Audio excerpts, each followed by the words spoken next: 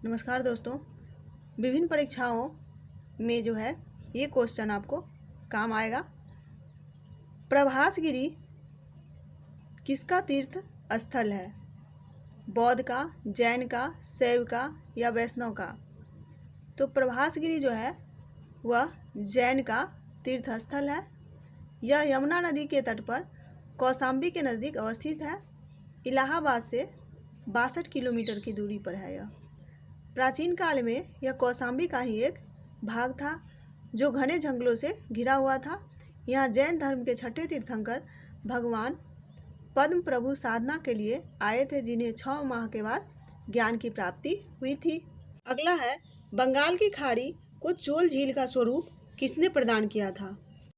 इसका उत्तर होगा राजेंद्र प्रथम ने, जो कि बंगाल की खाड़ी में जो है चोल झील का स्वरूप दिया था। ये राजा राज प्रथम का पुत्र एवं उत्तराधिकारी था, जो कि 1014 ईस्वी में चोल राज सिंहासन पर बैठा। राजेंद्र प्रथम अपने पिता के समान ही साम्राज्यवादी प्रवृत्ति का था। सेनाओं को जो है वो गंगा नदी पार कर कलिंग एवं बंगाल तक पहुंच जाना। पूर्वी भारत में राजेंद्र ने बंगाल के पाल शासक महिपाल को जो है पराजित किया था। गंगा घाटी के अभियान की सफलता पर राजेंद्र प्रथम ने गंगईकोंड चोल की जो है उपाधि धारण की तथा इस विजय की स्मृति में कावेरी तट के निकट गंगईकोंड चोलपुरम नामक नई राजधानी का निर्माण करवाया। सिंचाई हेतु चोल गंगम नामक एक बड़े तालाब का भी निर्माण करवाया। अगला है, किस ग्रंथ में पुरुष मेघ का उल्लेख हुआ है? तो इसका उत्तर होगा पुरुष मेघ का उल्लेख शतपथ ब्राह्मण में हुआ है। प्राचीन इतिहास के साधन के रूप में वैदिक साहित्य में ऋग्वेद के बाद शतपथ ब्राह्मण का ही स्थान आता है। शतपथ ब्राह्मण में गांधार, शैल्य, केकय, कुरु, पांचाल, कौशल, विदेह आदि राजाओं का नाम उल्लेख है। अगला है, प्राक अशोक ब्राह्मी लिपि का पता किस स्थान पर चला है? इसका उत्तर होगा मास्की में प्राक अशोक ब्राह्मी लिपि का पता चला है।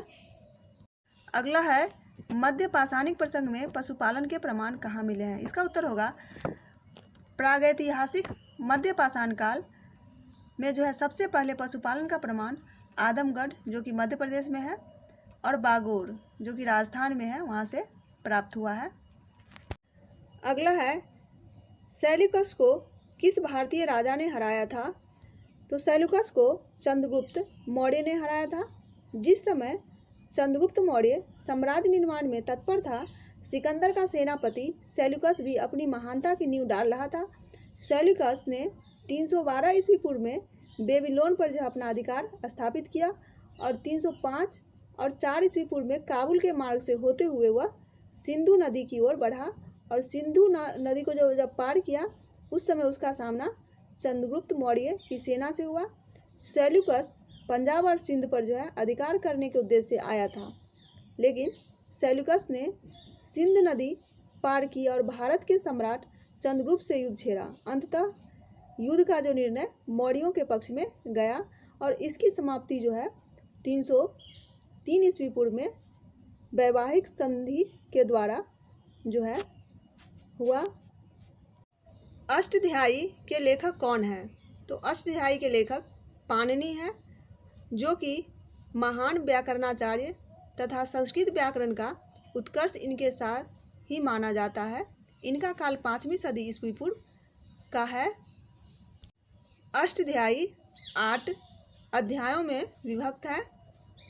भारतीय और यूनानी कला शैली के सम्मिश्रण को क्या कहा जाता है? तो इसे गांधार कहा जाता है। भारतीय और यूनानी आकृति का मिश्रण शैली गांधार शैली है। इस कला शैली के जो है प्रमुख संरक्षण शक और कुषाण थे। गोदावरी नदी के तट पर स्थित महाजनपद था। तो गोदावरी नदी के तट पर जो महाजनपद स्थित था वह अस्मक था। इसकी राजधानी पोतन थी।